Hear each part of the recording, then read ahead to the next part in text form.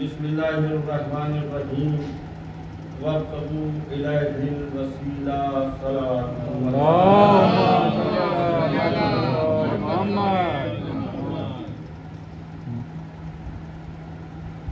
آج کی اپنی اس ادنا گفتگو کو میں نظر کرنا چاہتا ہوں اس سرتاج امامت کی خدمت میں کہ جو اپنے اجداد اور اپنے اسلافی کی طرح امام منصوص، معصوم، عالم زمانہ اور افضل کائنات، جو خلقت میں محمد،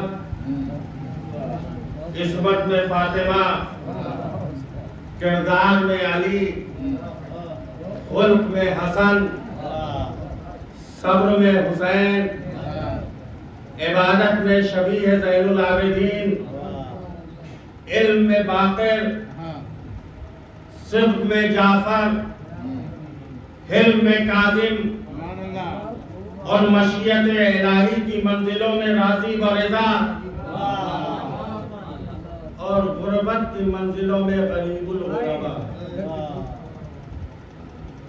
اور اہل نظر، اگر ان تمام تفصیلات کو سمیٹ کر میں ایک جملے میں عرض کرنا چاہوں تو اس طرح کہہ سکتا ہوں کہ آج کی اس مجلس کو میں نظر کر رہا ہوں اس کی خدمت میں کہ جو سلسلہ عصمت کا تیسرا علی ہے، جو گلشن علی و فاطمہ کا ساتواں مہکتا ہوا پھول ہے، آٹھواں یہ گلشن احمد کا غنچہ، بہار بوستان مصطفیٰ ہے، اور علی یہ بھی ہے جب یہ ہے مسلم تو اس کا ذکر بھی ذکر خدا ہے۔ صلوات محمد وعلی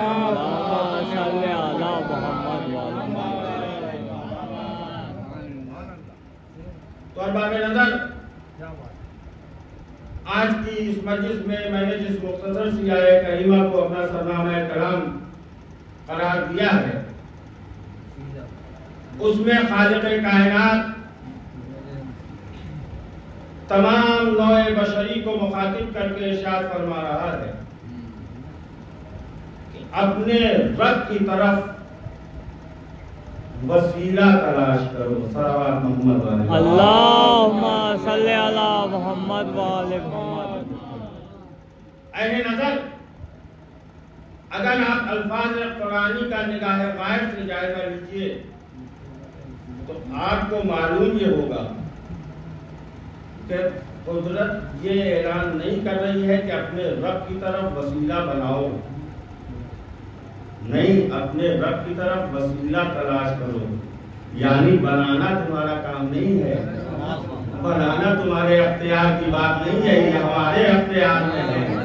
تمہارا کام یہ ہے کہ تم اللہ کی دی ہوئی نعمت عقل و شعور سے یہ تلاش کرو کہ وہ کون کون سی شخصیتیں ہیں جو ہماری طرف وسیلہ بن سکتی ہیں۔ اللہم صلی علی محمد والے محمد۔ تو ارباب کرم، دنیا ہو یا آخرت، وسیلے کی اہمیت سے کوئی انکار کر ہی نہیں سکتا۔ شعور گواہ ہے، مشاہدہ شاہد ہے کہ خود وجود انسانی وسیلے کا متقاضی ہے۔ اگر کسی کو وسیلہ نہ بنایا جائے تو یہ طویل شعرائے حیات انسانی سر ہو ہی نہیں سکتا۔ اس دنیا میں آنے کے لیے والدین کے وسیلے کی ضرورت،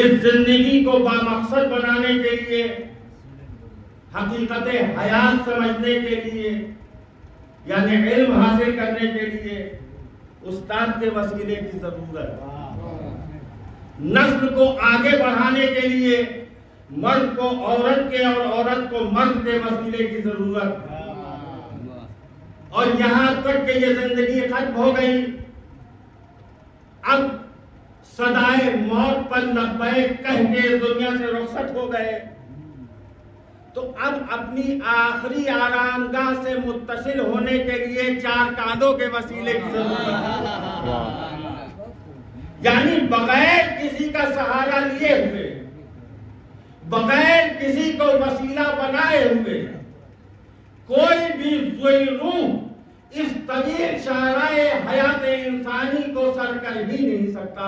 صلوات محمد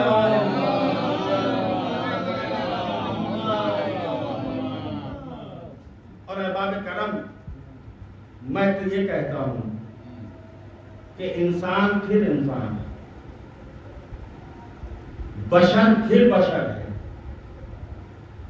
ممکن پھر ممکن ہے، مجبور پھر مجبور ہے۔ میں تو جب آیات قرآنی کا مشاہدہ کرتا ہوں تو مجھے نظر یہ آتا ہے کہ خود قادر مطلق کو بھی وسیلے کی احتیاج ہے۔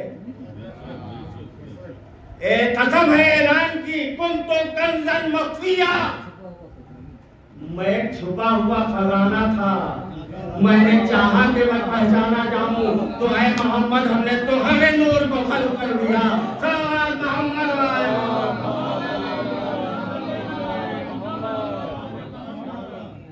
رضی چاہتا ہے کہ میں بارگاہ رب العزت میں سوال کرنے کی جرات کروں کہ اے میرے مالک، تو ارحم الراحمین ہے، تو احکم الحاکمین ہے، تو قادر المطلق ہے، تجھے اپنے کو پہچانوانے کے لیے کسی وسیلے کی کیا ضرورت؟ ایک لفظ کن کے ذریعے پوری کائنات کو لباس وجود عطا کرنے والا معبود جب چاہے اپنی ذات کو آشکار کر دے، جب چاہے اپنی ذات کو پوشیدہ کر لے، تو پھر یہ اعلان کیوں ہو رہا ہے کہ میں ایک چھپا ہوا خزانہ تھا، میں نے چاہا کہ میں پہچانا جاؤں، تو اے محمد ہم نے تمہیں خلق کر دیا تاکہ دنیا دیکھے تمہیں، پہچانے مجھے، اطاعت تمہاری کرتی جائے، معرفت میری حاصل ہوتی چلی جائے۔ اللہم صلی علی محمد وآل محمد۔ اے میرے مالک میری رہنمائی کر، میری عقل پریشان ہے، میری کشتی عقل دریائے ششوپن میں غوطے کھا رہی ہے۔ پروردگار تجھے اس اعلان کی کیا ضرورت؟ تو عجب نہیں جواب رحیم و کریم آئے کہ نافہم تمہیں نہیں معلوم، قادر المطلق ہونے کے ساتھ ساتھ ہمارے وجود کی ایک حقیقت یہ بھی ہے کہ ہم جسم و جسمانیات سے بری ہیں، مکان و مکانیت سے عرف و اعلیٰ ہیں، ہم اپنے بندوں کے دل کے نہا خانوں میں چھپے ہوئے رازوں سے واقف تو ہیں، مگر ظاہر بظاہر ان کی بطن میں جا کر تسکین کے 2 الفاظ اپنی زبان پر جاری نہیں کر سکتے ہیں۔ اور جبکہ خالق فطرت ہونے کے بنا پر ہم یہ جانتے ہیں کہ اس وقت تک دل بے قرار کو قرار نہیں آتا کہ جب تک کوئی اپنا بڑا ظاہر بظاہر اس کی بد میں آ کر سینے سے لگا کر سر پر دست شفقت پھیر کے تسکین کے 2 کلمات زبان پر جاری نہ کر دے، اور پھر تمہارا نقص ہم تک پہنچنے میں سدراہ، ہمارا کمال تم تک پہنچنے میں مانے، تو ضرورت ہوئی اب تو معبود کے درمیان ایک رابطہ قائم کرنے کے لیے کچھ ایسی ہستیوں کی کہ جو کچھ تم جیسی ہو کچھ ہم جیسی ہو، صورت میں تم جیسی، سیرت میں ہم جیسی، شکل میں تم جیسی، عقل میں ہم جیسی، بظاہر مادی بباطن نوری، قول میں تم جیسی، عمل میں مشیت الہی کی مالک، تمہاری بزم میں جائیں تو ہمارے احکامات تمہاری زبان میں تم تک پہنچائیں، ہماری بز میں آ جائیں تو تمہارے ناقص اعمال میں اپنے اعمال کو رکھ کے تمہاری نجات کا ضامن بن جائے۔ اللہم صلی علی محمد وآل محمد۔ احباب کرم، فطرت شاہد ہے، شعور گواہ ہے، عقل ناقل ہے کہ کائنات کا ہر انسان امور زیست کی تکمیل میں مصروف رہنے کے ساتھ ساتھ افکار عالم میں مشغول رہنے کے ساتھ ساتھ ایک مرکز محبت بھی رکھتا ہے اور ایک محور مودت بھی رکھتا ہے۔ یہی مرکز محبت اور یہی محور مودت اس کی زیست کا سہارا بنتا ہے۔ طویل شاہراہ حیات پر خاردار راہوں پر اس کی سپر بنتا ہے۔ بحر مشکل میں پھنسے ہوئے بشریت کے بیڑے کے لیے پتوار بنتا ہے۔ ہاں، یہ اور بات ہے کہ اس سہارے کو، اس سپر کو، اس پتوار کو مختلف ناموں سے یاد کیا گیا۔ کسی نے اوم کہہ کے پکارا، کسی نے آسمانی باغ کہا، کسی نے سن آف گاڈ کہہ کے آواز دی، کسی نے واہے گرو کہہ کے بلایا، کسی نے سنکٹ موچن کہہ کے پرارتھنا کی، اور کسی کو ٹھوکر لگی، کسی کی کشتی بحر فکر میں پھنسی تو زبان سے بے ساختہ نکلا یا علی مدد۔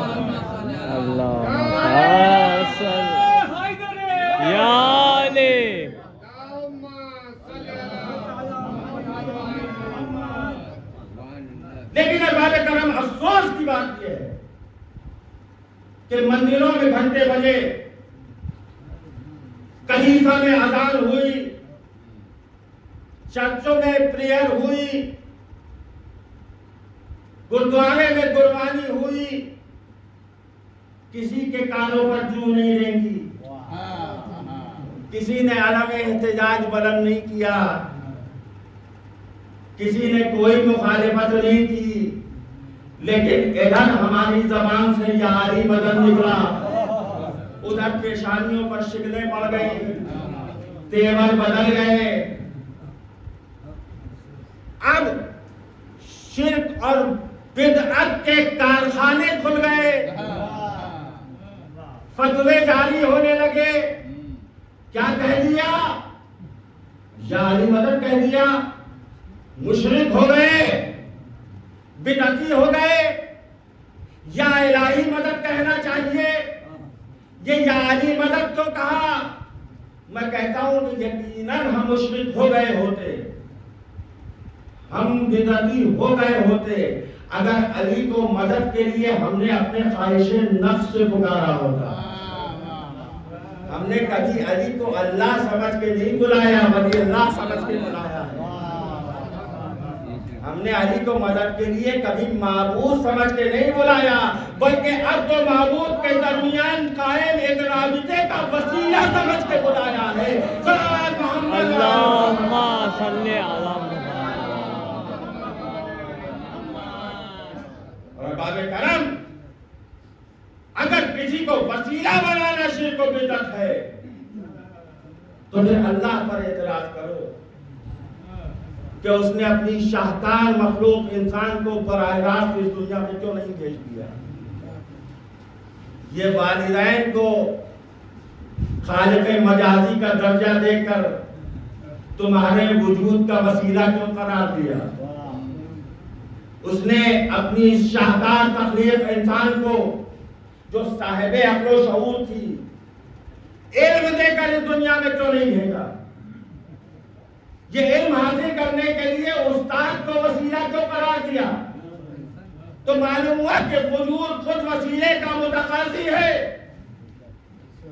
بارش کا وسیلہ بنتے ہیں بادل، نور کا وسیلہ بنتے ہیں آفتاب و مہتاب، تنفس کا وسیلہ بنتی ہیں ہوائیں، وجود کا وسیلہ بنتے ہیں والدین، علم کا وسیلہ بنتے ہیں اساتذہ، اسی طرح نجات کا وسیلہ بنا ابو طالب کا بیٹا علی۔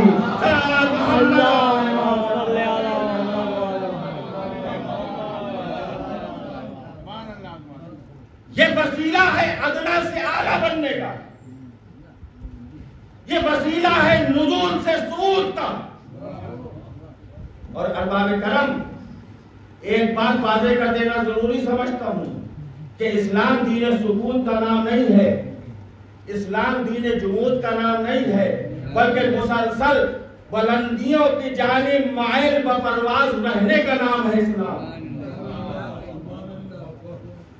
قرآن مجید کے کو پاکیزہ اور آگ شاہد کہ منتشر عناصر یکجا ہوئے تو جمادات وجود میں آئے۔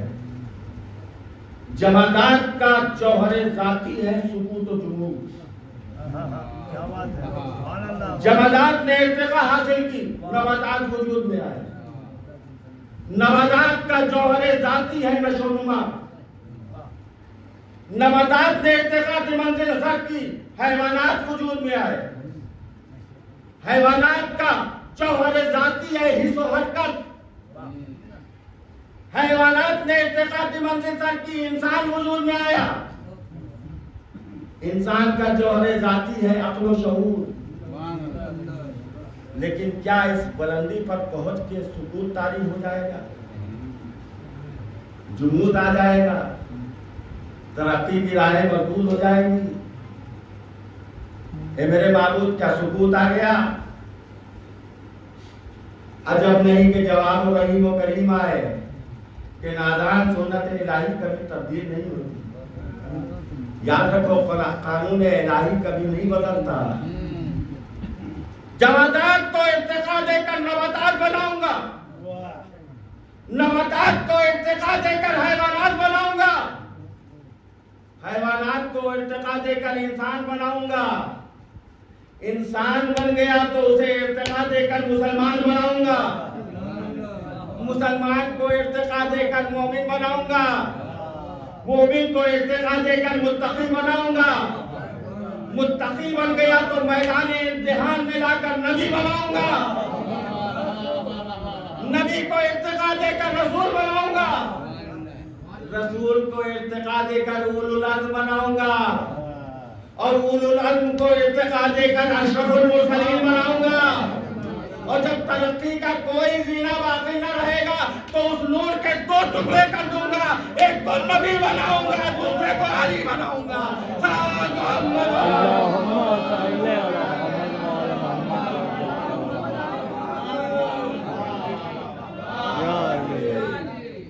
ایک کو قاب قوسین کی منزلوں میں لے جا کر معراج عطا کروں گا، اور دوسرے کو میدان غدیر میں صاحب معراج کے ہاتھوں پر بلند کر کے معراج دے دوں گا۔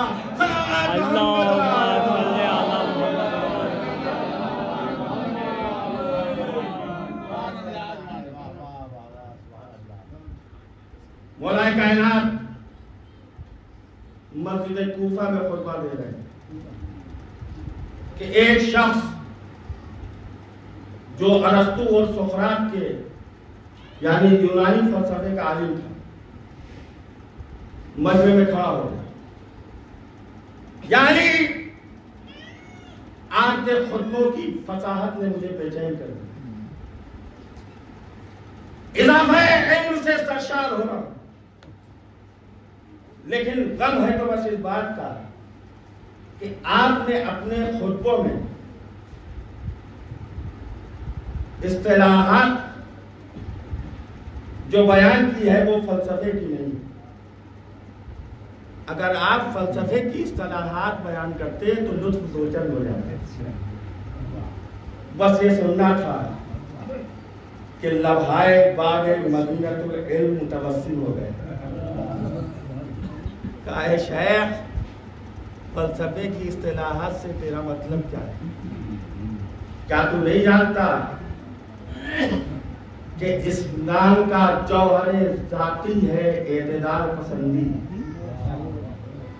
جب انسان کی طبیعت معتدل ہو جاتی ہے تو اس کے نفس کو پاکیزگی حاصل ہونے لگتی ہے، اور جب نفس کو پاکیزگی حاصل ہوتے ہوتے اپنے نقطۂ کمال پر پہنچتی ہے تو انسان مرتبے میں بلند ہوتا چلا جاتا ہے، اور جب مرتبہ بلند ہوتے ہوتے اپنے نقطۂ کمال پر پہنچ جاتا ہے تو پھر وہ منزل آ جاتی ہے کہ روز اصل انسان کی خونریز فطرت پر سوال اٹھانے والا ملک اس کی ذات کا جز بننے کے لیے بے قرار نظر آتا ہے.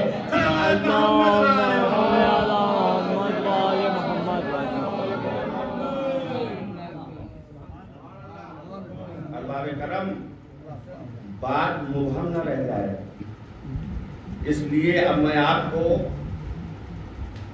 زحمت سفر دیتا ہوں، اور گھبرائیے نہیں، آپ کا جسم یہیں رہے گا. میں صرف آپ کے تصورات اور آپ کے تخیلات کو اپنے طائرے الفاظ پر سوار کر کے اس جگہ لے جانا چاہتا ہوں جہاں ہمارا اور آپ کا نبی زخموں سے چور ہو کے نشے میں تشریف لے گئے. شاہ عبدالحق محدث دہلوی اہل سنت والجماعت کے بہت جلیل القدر عالم گزرے ہیں.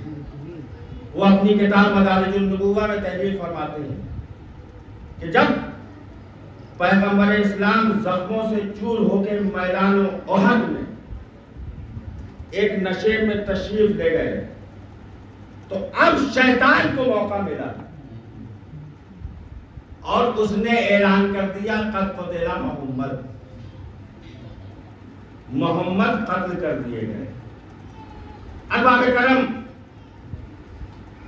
مجھے محدث دہلوی کے ان جملوں سے ذرا سا اختلاف ہے، کوئی بڑا اختلاف نہیں، بہت معمولی سا اختلاف، لفظوں کے ہیر پھیر کا اختلاف.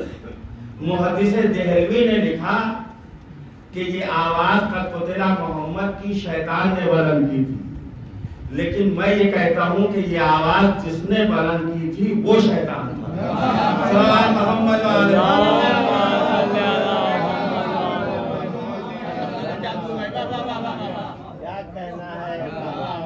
جناب والا، جب یہ آواز بلند ہو گئی تو اس آواز کو سن کر صحابیت نے اپنے گھروں کا رخ کیا،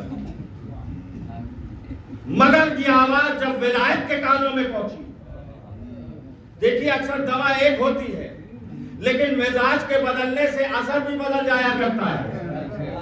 وہی آواز مسلمانوں کے کانوں میں گئی، ان پر یہ اثر ہوا کہ جب محمد نہیں رہے تو میدان میں ٹہل کے کیا کریں. وہی آواز علی کے کانوں میں آئی، ان پر یہ اثر ہوا کہ جب محمد نہیں رہے تو جی کے کیا کریں. چنانچہ نیام توڑ کر پھینک دی اور ایسا بھرپور حملہ کیا کہ پوری فوج کے قدم اکھڑ گئے. اور اب آپ کرم، مجھے نہیں معلوم کہ کتنا غیظ تھا میدان احد میں اسد اللہ کو کہ دنیاوی تلواریں علی کی شجاعت کا ساتھ دینے میں قاصر ہو. تعداد میں تاریخ میں تعداد کے اختلاف کے ساتھ ملتا ہے کہ 70 سے لے کے 130 تلواریں تک میدان احد میں علی کے ہاتھوں میں آتے ٹوٹ. ابھی یہ تلوار ٹوٹی تھی، پہلے فکر میں غرق ہوئے ہی تھے کہ ملائکہ آئے بارگاہ قدوس میں، اے میرے مالک تیرا ولی بھی ہے، تیرے حبیب کا محبوب بھی، بھیج دے کوئی ایسی تلوار جو شجاعت علی کا ساتھ دے سکے. وہ ذوالفقار جو مجھے نہیں معلوم کہ کارخانے قدرت میں کتنے ملائکہ نے مل کے ڈالی. چلی اور میدان احد میں عجیب منظر نظر آیا. جناب جبرائیل تلایا کرسی پر بیٹھے ہوئے، ہاتھ میں ذوالفقار، اور قصیدہ پڑھ رہے ہیں لا فتح الا علی لا سیف الا ذوالفقار۔ اللہم صلی علی محمد۔ جبریل امین تو عربی گرامر کے طالب علم ہے نہیں، ان کو کوئی صورت ہی نہیں معلوم، وہی صورت معلوم ہے جو کلمے میں ملی، ایک لا لیا اور ایک الا لیا، جملہ بنا لیا، لا فتح الا علی لا سیف الا ذوالفقار، صلی اللہ علیہ محمد۔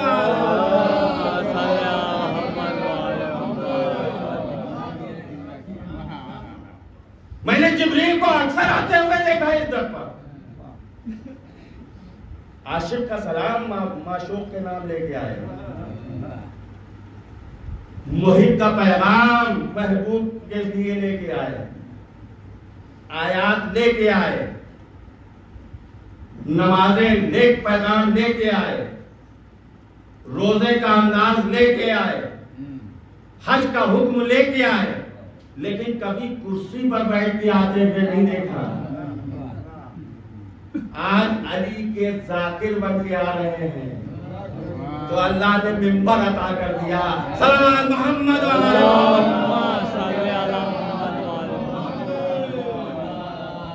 مداح علی بن کے آ رہے ہیں۔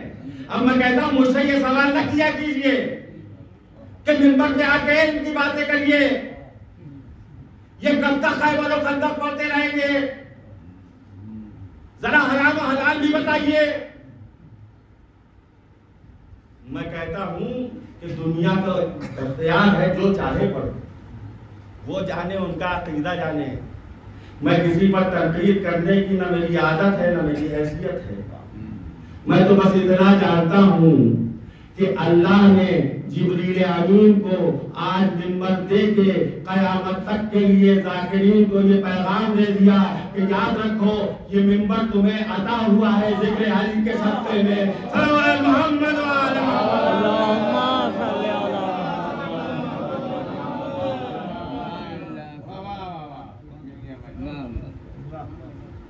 آئے ذوالفقار،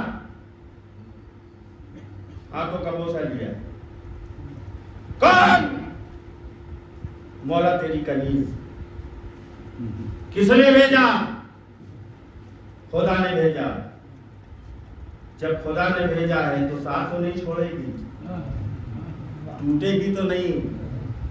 مولا تیرے ہاتھوں کا بوسہ لے لیا ہے، وعدہ کرتی ہوں کہ جب تک تیرے آخری وارث کے ہاتھوں کا بوسہ نہ لے لوں گی میں ساتھ نہیں چھوڑوں گی۔ صلوات محمد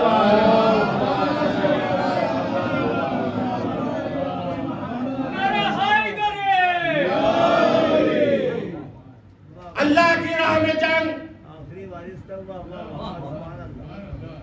دست ید اللہ، ذوالفقار نیام سے نکلنے کے لیے بے چار، جیسے کہ کوئی لیلا مستریب ہو کے محفل سے باہر آئے،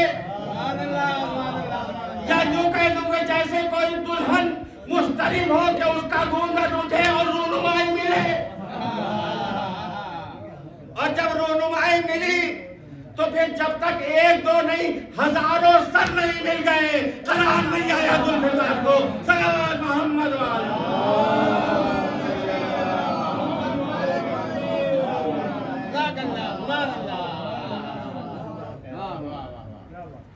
بہرحال میں عرض کر چکا، دامن وقت میں گنجائش نہیں۔ مولا کائنات پیغمبر اسلام کو لے کے آئے خانہ سیدہ میں،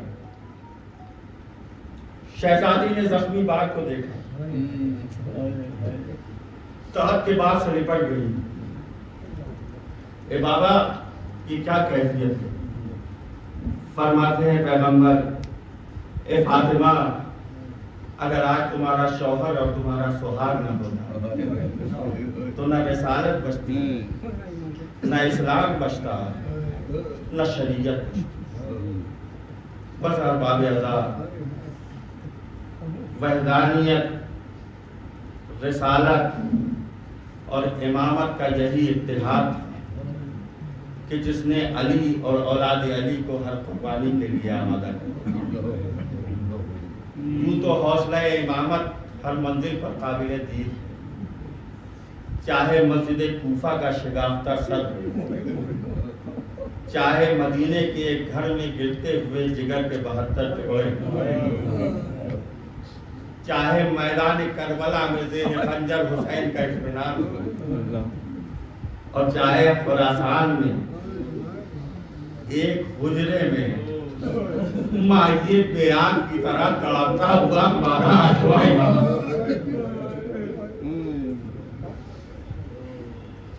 احباب اللہ،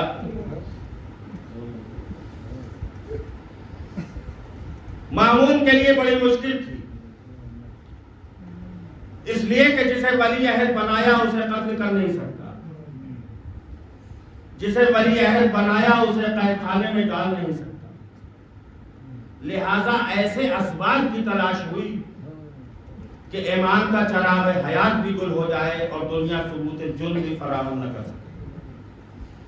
لہذا زہر دینے کا طریقہ اپنایا گیا، اور زہر دینے کا طریقہ بھی بالکل نیا. انگوروں میں انتہائی قاتل قسم کا زہر ملایا اور امام کو بلوایا.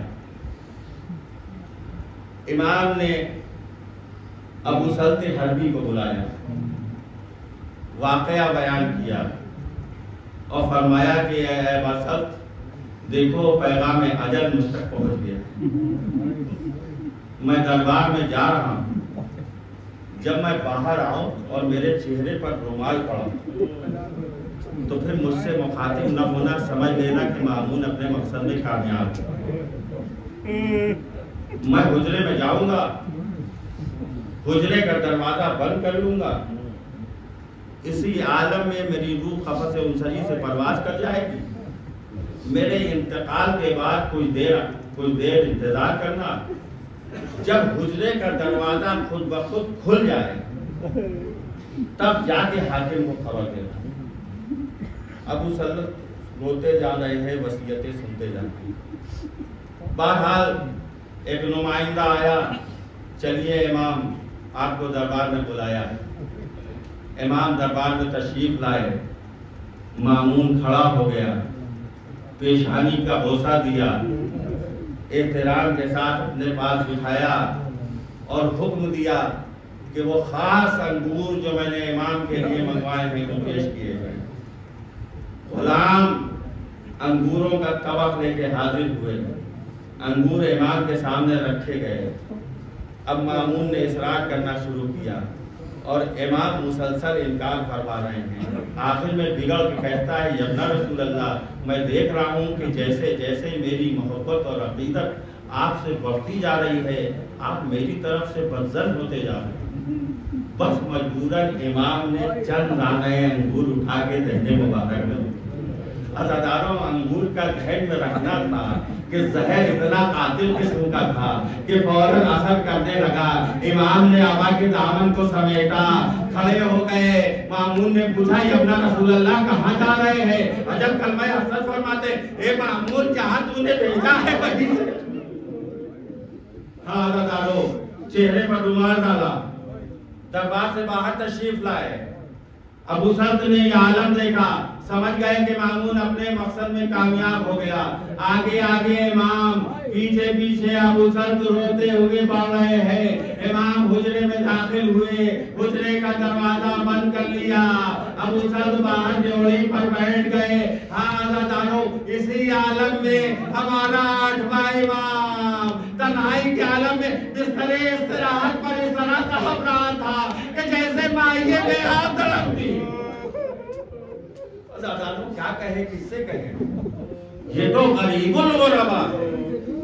ارباب اعظم، میں نے بہت غور کیا، میری بات سمجھ میں نہیں آئی کہ سرکار سید الشہداء امام حسین کی ایسی غربت کہ وطن سے دور 3 دن کے بھوکے پیاسے عالم غربت میں شہید کر دیے گئے، لیکن اس کے باوجود بھی آپ کو غریب الوطن تو کہتے ہیں.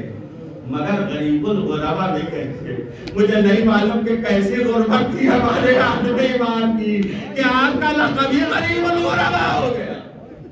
عزیزانو جو میری سمجھ میں آیا وہ یہ کہ سرکار سید الشہداء کی بہت غربت سہی، لیکن آخری وقت کم سے کم اپنے بیمار بیٹے سے رخصت تو ہوئی ہے، اپنی بہن زینب سے رخصت تو ہوئے، ارے اپنی 4 سال کی سکینہ سے خدا حافظ تو کہہ دیا، مگر آئے ہمارا آٹھواں امام ارے بستر استراحت پر تڑپ رہا ہے، کوئی چاہنے والا قریب نہیں ہے، تنہائی کا عالم ہے اور حجرہ. ہاں باقاعدہ اسی عالم بے کسی میں روح جانب جنت پرواز کر گئی. ہمارا نواں امام امام محمد تقی علیہ السلام مدینے سے باعجاز آئے. معصوم کو معصومی غسل و کفن دے سکتا ہے. باپ کو غسل دیا، کفن پہنایا، تابوت میں لٹایا، تابوت جانب آسمان گیا، ملائکہ نے نماز پڑھی، تابوت واپس آیا، حجرے کا دروازہ خود بخود کھل گیا. ہاں باغ اعظم بس اب چلیے اس بہن کو غصہ دے دیجیے جسے تاریخ نے معصومہ قم کے نام سے یاد کیا. تو وہی بہنیں ہیں تاریخ امامت میں کہ جو اپنے بھائی سے بہت پیار کرتی تھی. ایک شہزادی زینب کبریٰ اور ایک شہزادی معصومہ قم. جب ایک عرصے تک بھائی کی خیریت معلوم نہیں ہوئی تو خود گھر سے نکل پڑی بھائی کی خیریت جاننے کے لیے. ہر باب ازاد بس یہاں پر روک کے ایک بات ضرور کہنا چاہتا ہوں کہ یہ بھی ایک بھائی سے چھوٹی ہوئی بہن ہے، مگر ویسی سواری نہ سمجھ لیجیے گا کہ جیسی حسین کے بعد زینب کی سواری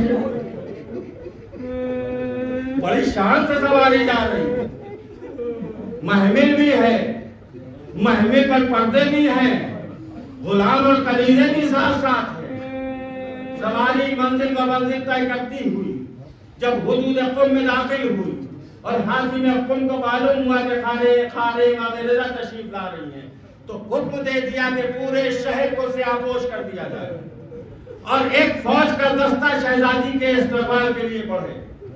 ہاں دادا جیسے ہی گھوڑے کی چاکاکوں کی آواز شہزادی کے کانوں میں آئی، پردہ محمل سے دیکھا تو بھائی کے علم پر نظر پڑ گئی. ایک مرتبہ تڑپ کے کہتی ہیں ارے میرے بھائی کے علم کا پلہرا تو سبز تھا، یہ سیاہ پلہرا کیسا ہے؟ کل میرے بھیا کی خیریت لے گیا. غلام و کلیجے دوڑتے ہوئے گئے، ایک سے خیریت پوچھ رہے ہیں مگر کس میں مجال ہے. جو بہن کو بھائی کی شہادت کی خبر دے لوگ اسے لے کے حاکم قم کے پاس آئے. اس نے حاکم قم سے سوال کیا، اے حاکم خارے امام رضا نے اپنے بھائی کی خیریت مانگی ہے، بس یہ سننا تھا. حاکم نے سر سے امامہ پھینک دیا، ارے کیا پوچھتے ہو، امام ہم سے رخصت ہو گئے. جیسے ہی بھائی کی شہادت کی خبر بہن کو ملی، تاریخ میں ملتا ہے 14 محمل پر سر پٹک دیا. اے بھیا تمہارے غربت میں شہید ہو گئے اور یہ بہن زندہ رہ گئی. اس کے بعد پھر آگے نہیں بڑھی، وہی بیمار ہوئی، وہی انتقال ہوا، وہی روزہ بنا. میرا دل چاہتا ہے کہ شہزادی معصومہ قم کی بارگاہ میں دست بستہ فریاد کروں، اے شہزادی آپ نے صرف اپنے بھائی کے علم کا سیاہ پلہرا دیکھا تھا، ارے برداشت نہ کر سکی. ہائے زینب میں کلثوم عباس کے خون میں ڈوبا ہوا علم کا پلہرا، ارے کیا گزری. آپ نے اپنے بھائی کی خبر شہادت بڑے احترام سے سنی شہزادی، لیکن ہائے زینب میں کلثوم فتح کے شادیانوں کے ساتھ اللہ غزل الحسین بے کربلا، اللہ غزل الحسین بے کربلا. آزادانوں کو سب چلیے عالم تصور میں اس تابوت کو کالا دے لیجئے جو آج خدا سامنے اٹھ رہا ہے، بخدا بڑی شان سے اٹھ رہا ہے، بڑے تجھ کو